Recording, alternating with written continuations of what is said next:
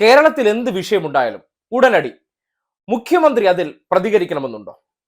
പിന്നെന്തിനാണ് നമ്മുടെ നാട്ടിൽ വകുപ്പ് മന്ത്രിമാർ?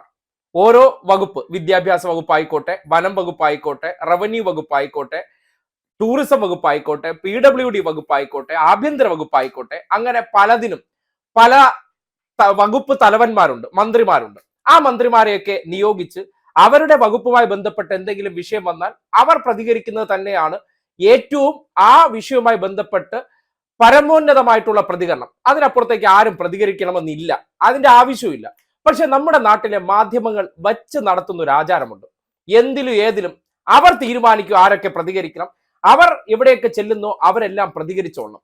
പ്രതികരിച്ചില്ലെങ്കിൽ ഉടനടി ഒരു താരതമ്യം പുറത്തേക്ക് വരും. ഇന്നിപ്പോ മുഖ്യമന്ത്രി പിണറായി വിജയൻ അമേരിക്കയിൽ നിന്ന് ചികിത്സ കഴിഞ്ഞതിന് ശേഷം അദ്ദേഹം ഔദ്യോഗികമായിട്ട് പോളിറ്റ് ബ്യൂറോ യോഗത്തിൽ പങ്കെടുക്കാൻ ഡൽഹിയിലെത്തിയ സന്ദർഭത്തിൽ കൊല്ലത്തെ തേവലക്കര ബോയ്സ് സ്കൂളിൽ ഉണ്ടായ നിർഭാഗ്യകരമായ സംഭവവുമായി ബന്ധപ്പെട്ട് പ്രതികരണത്തിന് ചെല്ലുകയാണ്.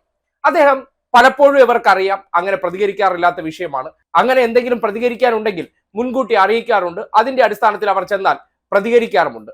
പക്ഷെ ക്ഷണമൊന്നും കിട്ടിയില്ല.